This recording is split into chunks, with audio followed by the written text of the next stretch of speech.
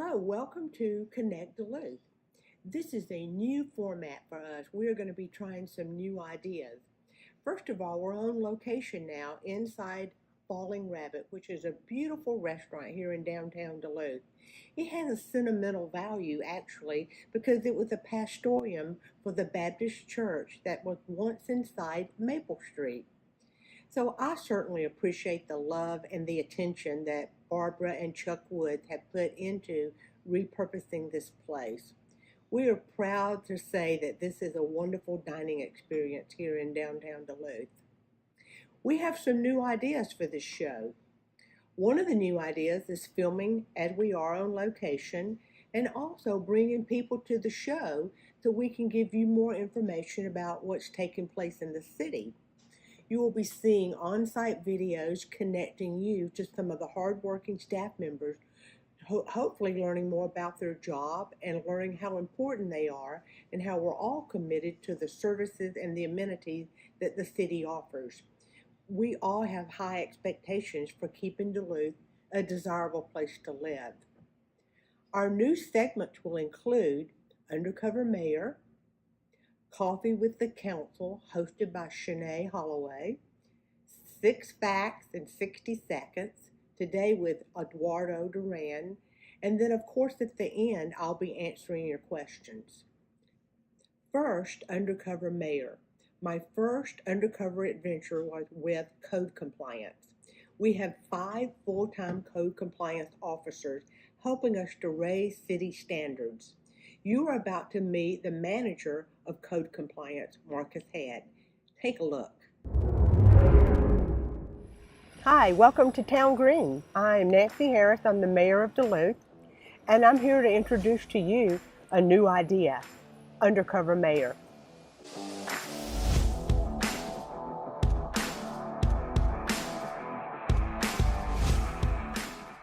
I'm a fan of the show Undercover Boss.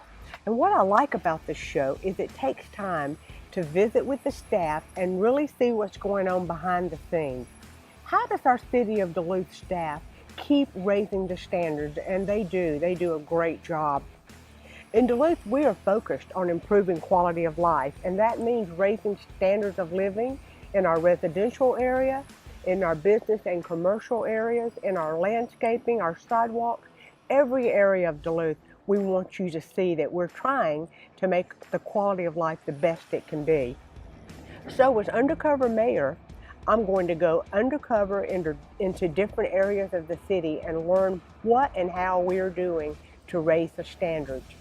So from now on, you can just call me Mayor Candy Starr, and I am from Sandyville, Georgia, and I am the Undercover Mayor. So join me on my mission. First stop of being an undercover mayor is to get a whole new look. So I'm here at Beliza, here on Main Street in downtown Duluth, and they're going to make me look unrecognizable.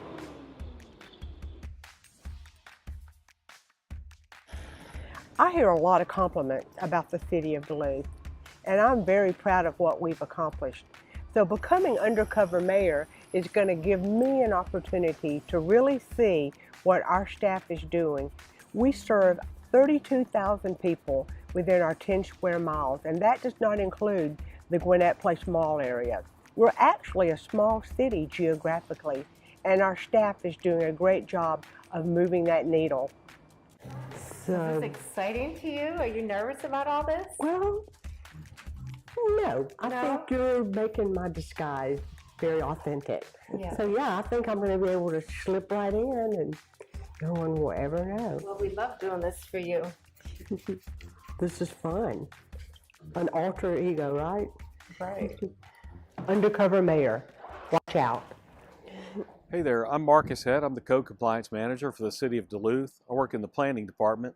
We have a team of 4 Code Compliance officers that help maintain the standards of the properties, commercial and residential, in the City of Duluth. Today, I'm also working with one of our new employees. We're going to be doing some on-the-job training and new hire orientation.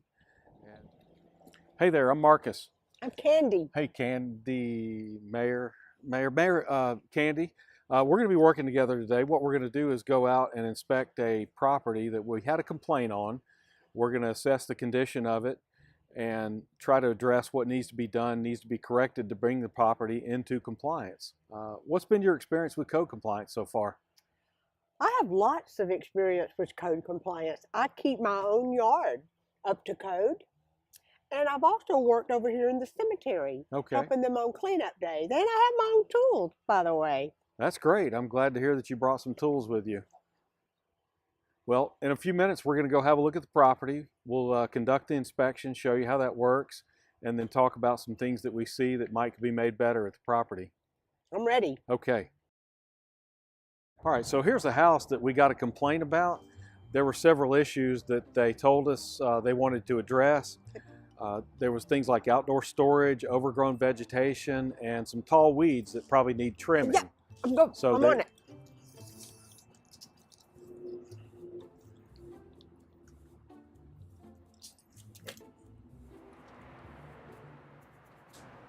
One of the most frequent violations we have at residential properties is overgrown grass and vegetation.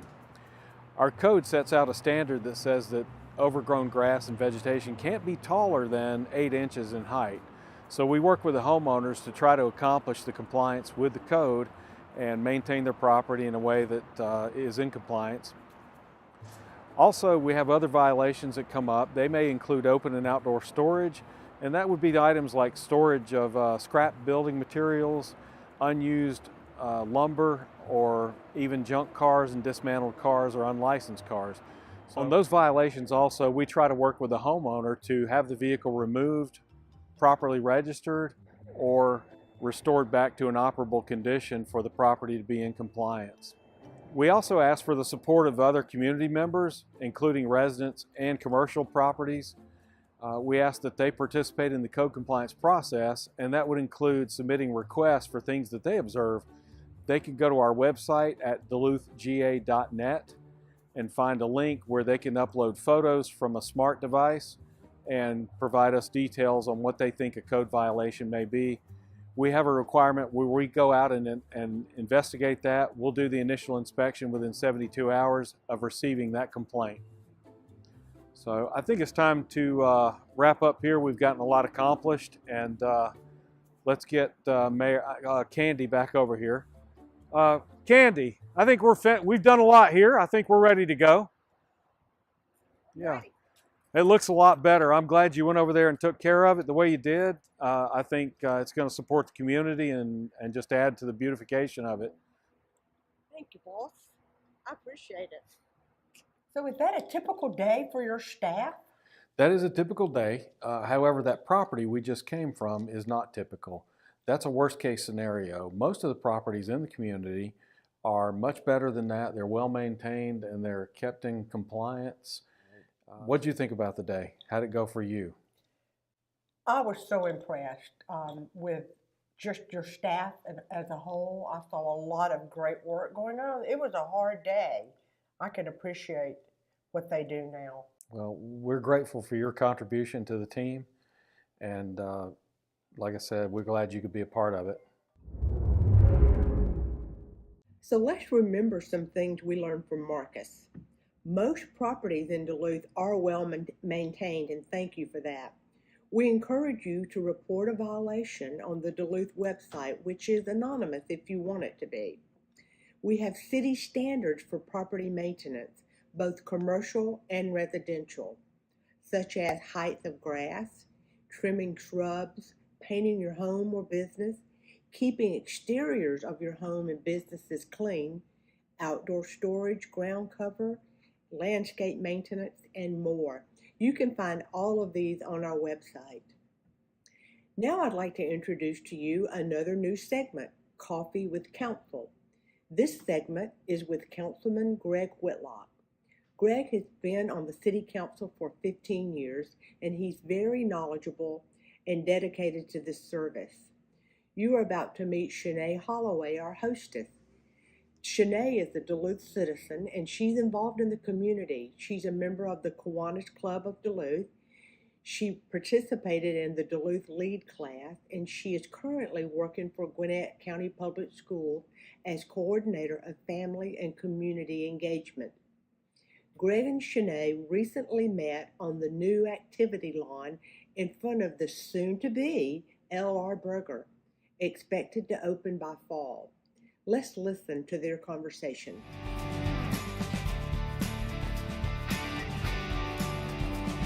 Hi everyone, I am Shenee Holloway and I'm here with Council Member Greg Whitlock in the beautiful downtown Duluth, right by the Jewel Box. Amazing day. Amazing Oh, day. On a rainy year. Great day. With our sunglasses on. Yeah. So we're going to just start with some questions. Are you ready? I am ready. Okay. So I heard that the city took over the maintenance of the medians on PIB. We did. So tell us a little bit about that. Why did you do it? Well, I was thinking about that the other day. You know, we have been talking about those medians on PIB, Peachtree Industrial Boulevard, for years. So when you drive into Duluth, you drive in from Johns Creek, their medians are well maintained. You drive in from Swanee, their medians are well maintained. And you get into Duluth, and the medians were just grass, maybe some overgrown weeds and kind of grass, but kind of plain. We have been trying to work with the county to allow some type of improvement to those medians for a while, with not really understanding what that plan would look like. With some transition at the county transportation department, we were able to negotiate being able to improve the medians. Really is for aesthetics reasons and trying to build a sense of community. You see the beautification that was going on here in downtown Duluth. Yes, gorgeous. The plan is to have this level of standard all over the city. Sure. And the medians on PIB did not represent the standard that we have here. So we were doing that in an effort to improve the standard because the county just wants to mow grass. And there's nothing wrong with that, but we wanted a higher standard. Our standards are higher here. Our standards are higher. Yes. We want people to realize that this is a good place to be and to stop and be here, not just drive through. And so that kind of plays into it. Good, I like it. So who's responsible for maintaining it? We are. Okay. So we made the maintenance of it more difficult, so we have the responsibility of maintaining it. It's a combination of our Public Works Department and a landscape contractor we have already working with our town green and some other areas. Okay, so another question in the same vein, and you might have answered it earlier. What's the significance of that? Why is that important for us to do that? It was a matter of establishing a sense of place. When you're driving from one community into another and the quality of standard declines and then improves again as you keep driving, it makes it feel like the area you were in was not as good of an area. And so we were really trying to have a consistency of a community that when you drive through Johns Creek into Gwinnett and into Duluth, whether you go to Swanee, Norcross, or unincorporated Gwinnett, you'll know that you're in a stable, proud community when you're in our city limits. And so that was really the purpose behind it. Awesome. I love those answers. I want people to come here too. I have another question for you. So there is a huge art influence here in the city of Duluth. It seems like it's thematic. Everywhere there's art. Can you talk to us a little bit about that? Well, we do have a master art plan. Okay. It's a plan that is supposed to help lead us. It is not a plan that tells us what we have to do. Okay. So it's one thing a lot of the citizens don't really understand. When we have a master plan on anything, whether it's planning or art or anything else, the plan is a roadmap. It is not a commitment to do those things. But the goal is to use art to create character in the community. And once again, it goes back to the creating a sense of place. A lot of economists will now say that a creative economy is what most young professionals are looking for. A creative economy is not just artists, it is architects, software developers, engineers, any type of a career that gets inspired by creativity wants to be around creativity. So as far as us trying to make our community a place that businesses want to be, that's where art plays into that. The art, as far as the citizens go, really is just, once again, helping to enhance the community areas, the open areas that we currently have. In some neighborhoods, the city maintains the roads, and some they don't. Why? So it depends on who owns the roads. So we maintain all the roads owned by the city, unless you're in a gated community, because the neighborhood owns those. And yours is a unique situation in the sense that your HOA owns the road. The HOA owns the road. That's a That's usually the case with stormwater and everything too in those situations. Yeah. So where can a citizen go to find out all this information that you know? How can we build our capacity? Is there somewhere online that we can? Well, we try to put as much as we possibly can on the website. Okay. What I encourage people to do is to get engaged. Yes. Participate in our LEADS program. Yes. Which is, I don't know how many, I forgot how long the program is. About 6 weeks. Because you went through that program. In 2019. It's a 6-week program that goes to the different departments and the purpose of the city and our services, how we generate the revenue, how things are done. It's really a very, very general view of the city. But you learn the details by getting engaged, by being on boards, being on commissions. Yes. And we try to encourage as many citizens as possible to apply to be on those boards. Good, I like it. Thank you so much, Greg. I enjoyed That's all it. the questions I have for you, and I'll send it back to Mayor Nancy in the studio. Thank you, Shenee and Greg. We enjoyed listening to your conversation. Next, another new segment, 6 Facts in 60 Seconds, things you may not know about Duluth. If you have an idea about a quirky fact about Duluth, let me know. I'd like to introduce to you Eduardo Duran.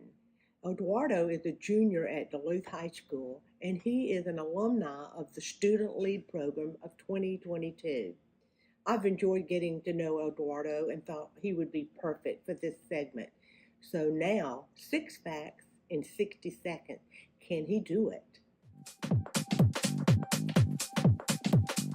Hello everybody, my name is Eduardo Duran. I'm a student here at Duluth High School, and I was actually a part of the student lead team last year with Mayor Harris. It was a great time, and without further ado, let's get right on into 6 facts in 60 seconds. So actually, Mayor Harris used to ride her horse to and from the Lale family dentistry when she was a kid. And most of you may know that our city mascot is Dee Dee the chicken, but what you didn't know is that back in 2015, her 100-pound replica was actually chicken-napped, and to this day, we don't know where she is. In 2022, the Code Compliance Department completed 2,496 activities, with the most common violation having to do with grass, weeds, and other ground cover. Number 4, the building that is today known as Maple Street Biscuits in downtown Duluth actually used to serve as 3 other things. It was the Baptist Church, it was the Duluth City Hall, and the Duluth Police Department, so full with jail cells. So there was a lot of history in just that one building. Number 5, the Albion Farm actually outdates Peachtree Industrial Boulevard. So when they first built the road, they built a tunnel underneath the road, and it's near where Goodwill is today, and that allowed cows to go from one side of the pasture to the other side of the pasture. It's actually still there today, and it is still in use. And lastly, with number 6, trains have been going through Duluth for more than 145 years. So I hope that was under 60 seconds, and I hope you guys enjoyed this segment of 6 facts in 60 seconds, and back to the mayor. Thank you, Eduardo. You did it. 6 facts. Good job.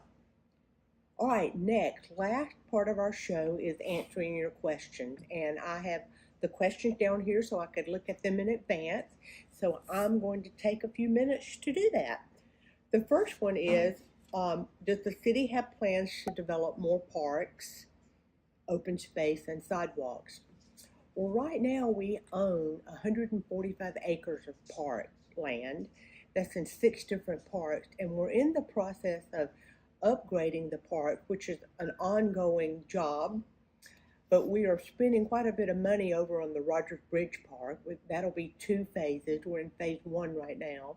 And then we are looking at some really great plans for Bunton Road Park. We want to work on the path.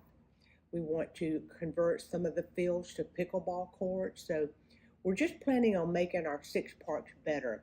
We do have an extensive sidewalk program that we are working on. We have prioritized those projects. So you'll be seeing a 10-foot multi-purpose path going from Peachtree Industrial to downtown Duluth. And this path connects to the Western Gwinnett Bikeway. So we do have some plans for more walkability and improving our parks. All right, the next question really leads into that question about making Duluth more bicycle friendly. And as you may know, I ride bikes too. You've probably seen me around town riding some. Watch out, I'm sometimes wreck. have accidents. But we do have some plans to upgrade and make our place more bike friendly. It's a challenge in a city that is this old because our roads are established and they're not very wide. So what we're having to do is plan forward. So some of the things that are happening, as I mentioned, the Western Gwinnett Bikeway will connect to our multi-purpose path and bring people to downtown Duluth. We're working on that right now. We're in phase 1 of that. Phase 2 would connect from Rogers Bridge to downtown Duluth to Main Street. Right now we're in the acquisition phase of that, and that will probably start maybe next year. And then once it starts, it takes about 2 years, so that's a little bit a ways. But the project that we're working on now, PIB to Rogers Bridge, is started. You probably noticed that. I would say that's another 8-9 months away. Let's see. We are working with GDOT to get permission to come from Peachtree Industrial Boulevard down Highway 120 to Pine Needle. We'd like to connect that road and all of those residences in that area to the Western Gwinnett Bikeway as well. So we're working with GDOT on that, and that's time consuming. Don't have a timeline on that yet.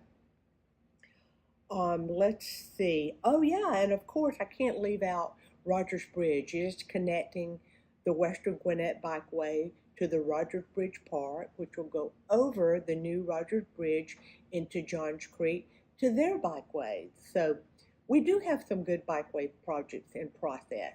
Everything is in process, and not everything I've mentioned is funded. So it takes a long time to get these things done, but at least we are looking ahead. All right, let's see. I've answered about Rogers Bridge, told you where we are on that. We're in phase 1 now. The park access will be very limited, probably no park access this summer. Phase 2 will be starting in July, and that'll take about a year. So unfortunately, Rogers Bridge, you'll be able to access the bridge, but everything else will be limited. The dog parks are open, so no confusion there. Okay, another question is, have we ever thought about the idea of closing West Lawrenceville Street between Hill Street and Main Street? And actually, this is where I am sitting right now here in Falling Rabbit. And that question does come up frequently. And there are pros and cons to this. And what has won is that we will keep it open. And the reason being is traffic is actually slower when we close it, because we are rerouting people. So it is better open and let people just move at the same pace. It's always going to be slow right in here because we have pedestrians. So safety is an issue for sure. It also impacts the businesses in this area. There are several places in here that say when we close it, it does cause some interruptions in their business. So weighing all the pros and cons, we have decided to keep it open. All right, the next question is about the sidewalk project between Main Street and Rogers Bridge. And I mentioned earlier that is actually phase 2 of the multi-purpose sidewalk from Main Street to Rogers Bridge. We are in the acquisition phase right now, getting the right-of-way. Then once we start this project, which will probably be next spring, it'll be about a year or a year and a half. So we are several years away from opening that part of the Main Street Trail. Okay, this question, is there anything that we can do to spice up the alley between 04W and Eye Candy Studio? And you know, that's a great idea. We threw the idea out, and what we're going to do is, it already has a street light in there and it has a brick paver. We're going to look into adding some string lights. So great idea. Look for that change. The next question, are there any plans to add a skate park to the city of Duluth? And right now we do not have any plans to add a skate park. Honestly, we just can't afford to do that right now. We have 6 city parks that we maintain and run, and as you heard earlier, we have some visions that we want to add to the park and improve them and and update them. We're going to be adding a lot of different new amenities to the park. And also we have some great programs already in place for all ages, high school, middle school, preschool, adults. So take a look at our park programs. I think you'll be surprised at everything that there really is already being offered. All right, I understand that this question comes up every time and that I never answer it. So I'm going to answer it for you today. What is my favorite color? That's a funny question. I really change my favorite color every day. It depends on the mood I'm in. So right now I'm enjoying pink a lot, but my all-time favorite color would have to be green. So I really can't give you a permanent answer on that. I changed my mind. All right, and the last one. What is our next big project for downtown Duluth? Well, as you know, downtown Duluth is a lot of fun, and we do have some great things that are happening. We have an office space that is working to open up. It's going to be called Thrive, and it's a co-work space. It's right across from the City Hall on Main Street. And next to that, we'll be adding a train viewing platform. And around all of this, we're adding a lot more parking. We're going to have a circular parking pattern down on that end of Main Street. So all that's working right now in process. We are having, as far as events, we are having great events. We started last weekend, and we have them going on from now until really the weather gets a lot cooler. We have a brand new chalk art festival that will be coming in August, and the Duluth Fine Arts League will also be having an art walk at the same time. And then coming up this winter, we're going to have a whole new series of program called Frosty Fun. And this staff has planned some really cool things to take place. So we do have a lot of new things coming, so watch out and just stay informed. So this is all for our show this time. I hope you've enjoyed learning new things about Duluth. And I hope you've enjoyed our new segments. You need to give us some feedback and let us know what you think. And now that you know my undercover mayor disguise, do me a favor when you see me out and about and don't blow my cover. Thanks for joining us. I hope you'll be with us again soon.